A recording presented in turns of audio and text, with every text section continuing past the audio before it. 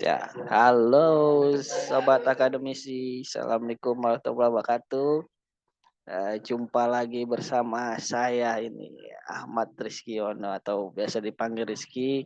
Semoga sobat akademisi sehat selalu. Amin. Nah, hari ini ya kita akan kedatangan narasumber yang kompeten dan yang terpenting dengan topik yang menarik dan sangat bermanfaat bagi sobat akademisi nantinya sebagai ya informasi bahwa ini semacam sebuah penelitian ya pada suatu perusahaan yang bisa dibilang cukup berhasil di Indonesia ya.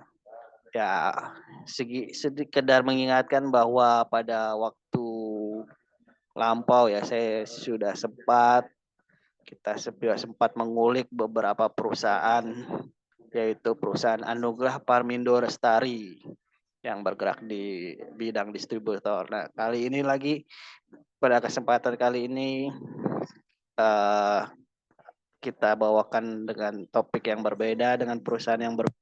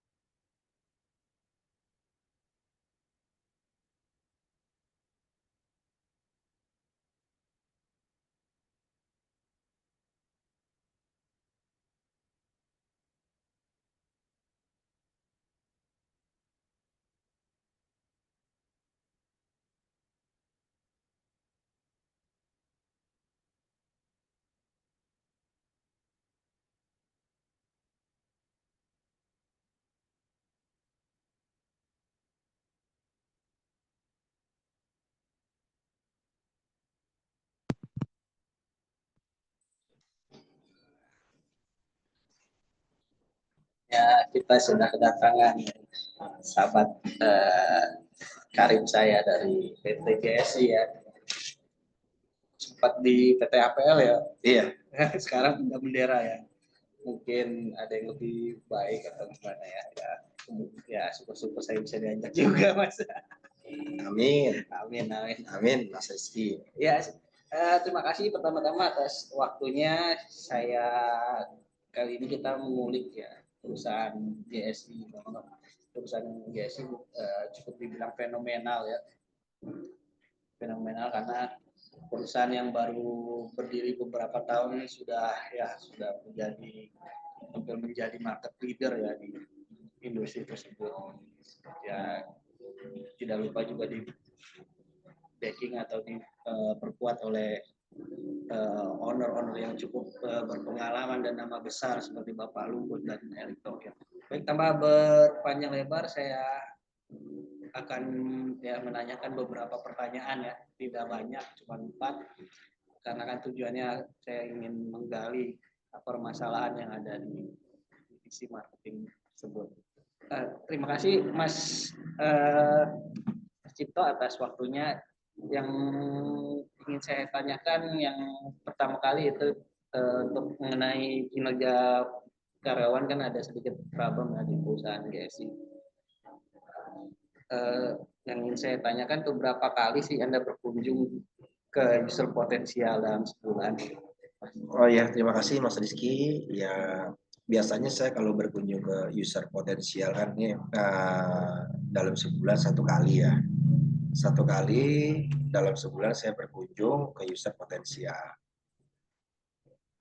Baik, Pak, silakan. Nah, ini kita stop screen tadi agar kelihatan komputer kita. Ya, enggak. Silakan Mas. Berapa kali ya kira-kira ini? 1 kali. Saya user potensial dalam sebulan saya berkunjung 1 kali. Baik, baik. Lalu untuk pertanyaan yang kedua, berapa kali sih Anda berkunjung ke user loyal dalam 1 tahun? Dalam 1 tahun apa dalam 1 bulan, Mas Rizky? Kalau 1 tahun kebanyakan ya? Iya, dalam sebulan biasanya. Biasanya dalam sebulan ya? Iya, dalam sebulan itu ya untuk user loyal yang sudah menggunakan produk kami, saya berkunjung sebulan 3 kali ya. Mungkin di minggu pertama, kedua, dan ketiga. Untuk minggu keempat itu saya cukup untuk follow up aja gitu via telepon.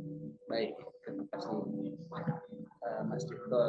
Pertanyaan yang ketiga itu berapa besar sih pengetahuan tentang produk yang Anda kuasai atau yang Anda bawakan di GSI? Oh iya, ya untuk produk NIPT ini saya kalau memang ada tes untuk produk knowledge ya saya bisa nilainya bisa 85, bisa kadang juga bisa sampai 100 gitu karena memang saya harus wajib menguasai produknya seperti itu Mas Rizky. Baik, terima kasih. Nah, pertanyaan terakhir ya, mengingat ini kita banyak kesibukan ya, tapi tetap tidak meninggalkan inti dari wawancara kita, yaitu berapa kali dalam sebulan sih Anda melakukan aktivitas ilmiah, yaitu dalam artian misalnya melakukan ini ya presentasi produk ke user atau ke dokter ya terutama. Iya, di samping kita di samping kami kan melakukan kunjungan ke user,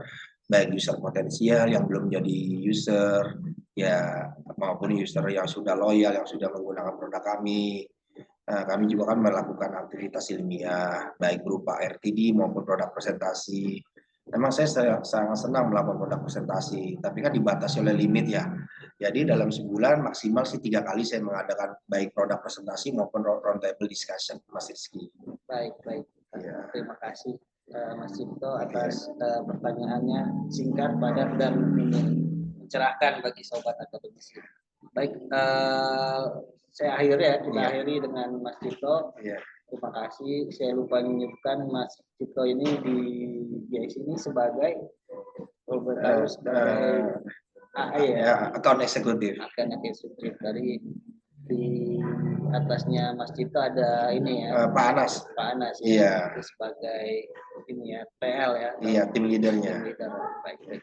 Baik, tanpa berpanjang lebar, kita ini ya ganggu nih Mas Anas. Walaupun di tengah kesibukan, Mas Anas. Oh,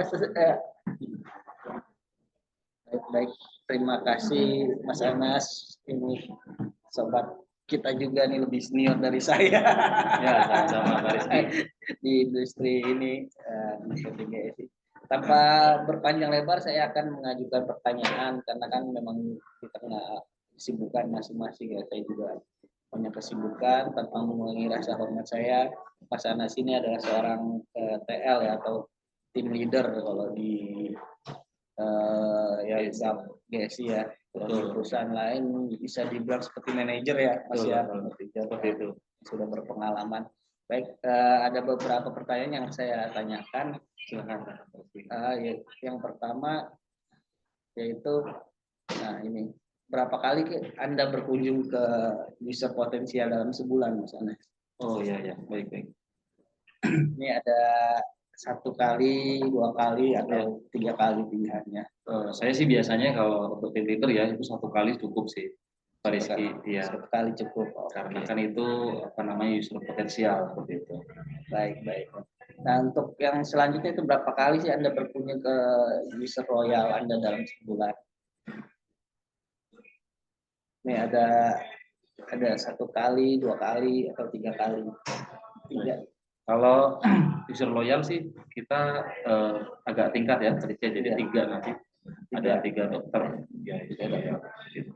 Lalu berikutnya itu berapa besar pengetahuan tentang produk yang Mas Anas kuasai sebagai leader? Pastinya harus di atas rata-rata gitu ya, Pak Rizky. Jadi ketika bawahan kita menguasai 80%, saya harus 2 kali lipatnya gitu. Jadi ketika ada sesuatu di area, pasti kita kan yang akan menjadi porosnya atau sumber pertanyaan dari bawahan kita, teman-teman kita seperti itu. Yang terakhir adalah berapa kali dalam sebulan Anda melakukan aktivitas ilmiah dalam artian seperti presentasi ke dokter atau ke user di GSI? Baik, kalau seperti itu biasanya saya sebulan sampai 4 kali, Pak Rizky. 4 kali, jadi seminggu sekali ya saya ada kegiatan tersebut. Jadi sebulan dibagi ada 4 lah. Ya, mungkin yang terakhir tambahan dari saya itu berapa kali sih melakukan coaching terhadap Mas Cipto ya, atau baik, jadi kalau kita biasanya seminggu sekali, Pak Rizky, ada meeting gitu. Nah, di situ saya ada sesi untuk coaching gitu ya. Jadi saya mengetes ulang gitu kemampuan dari Pak Cipto gitu ya. Itu seperti apa. Jadi saya biar tahu di area itu di lapangan dia menghadapi permasalahan apa gitu. Jadi nanti ketika ada permasalahan nanti biar segera kita tangani. Jadi biar tidak berlarut-larut seperti itu. Terima kasih Anas atas penjelasan yang singkat dan padat, komprehensif. Mungkin saya ucapkan terima kasih ya atas Mas Anas dan tadi Pak Cipto atas waktunya di tengah kesibukan ya kita ini. Malum kita masih bekerja juga, kerja saya juga. Terima kasih banyak sebelumnya karena bisa mencerahkan kembali kepada sahabat akademisi mengenai GSI tersebut. Siap. Terima kasih atas waktunya, Anas. Baik, sobat akademisi, demikianlah secara singkat mengenai kita mengenai mengulik perusahaan GSI ya, yang cukup ini sebagian beberapa orang sudah mengetahui perusahaan tersebut. Baik, dari saya ada beberapa hal yang bisa ditarik kesimpulan ya. Salah satunya mengenai hasil tadi wawancara tadi yang baru saja kita saksikan, yaitu yang pertama ada beberapa poin yang saya catat. Yang pertama itu di bagian kinerja karyawan ya, ternyata setelah melakukan interview langsung secara face to face, ternyata ada satu hal yang menjadi kendala dari kinerja tersebut, yaitu mengenai mengenai variabel X1 yaitu kunjungan user. Ternyata berdasarkan hasil wawancara tersebut tidak pasti bahwa kunjungan ke user atau ke dokter, yaitu dalam arti untuk menawarkan produk yang ada pada perusahaan GSI itu masih kurang, yaitu dari 2 wawancara yang kita temui tadi bahwa untuk berkunjung ke user potensial dalam sebulan itu masih rendah, yaitu di angka 1 kali. Sedangkan di variabel yang lain untuk user loyal, kunjungan pengetahuan produk, bahkan ke aktivitas ilmiah, bahkan di tingkatan tim leader seperti coaching itu tidak ada mengalami bisa dibilang kendala ya, atau bisa dibilang skornya cukup bagus, yaitu 3 kali semua. Sedangkan di satu itu saja di variabel X yaitu kunjungan user masih rendah. Bisa dibilang pokok permasalahan di perusahaan GSI atau Genomic Solidaritas Indonesia yaitu di kinerja karyawan, itu pokok masalah utamanya yaitu mengenai tadi kunjungan user itu masih rendah. Ya, saya sebagai periset akan menyampaikan poin-poin apa saja yang sudah cukup dan apa saja yang belum kurang kepada kalau di sini, kalau di tadi yang kita jumpai itu ke Mas Anas, itu tim leader. Nah, diharapkan setelah adanya masukan dari saya dapat memperbaiki hal tersebut agar kinerja karyawan dapat meningkat. Saya rasa cukup atas kesimpulan dan ya bisa dibilang closing statement dari saya. Semoga kita berjumpa lagi Sobat Amazisi di lain kesempatan, dan kita akan mengulik lagi beberapa perusahaan-perusahaan yang cukup fenomenal yang bisa kita tarik ilmu dari perusahaan tersebut.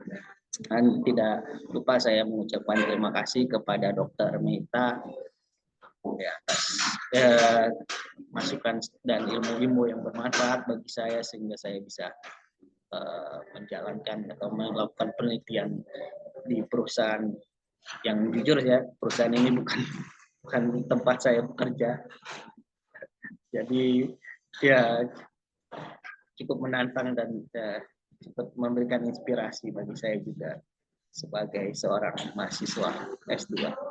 Terima kasih saya ucapkan kepada Sobat Amazisi, semoga kita jumpa lagi. Dari saya salam sehat selalu. Assalamualaikum warahmatullahi wabarakatuh.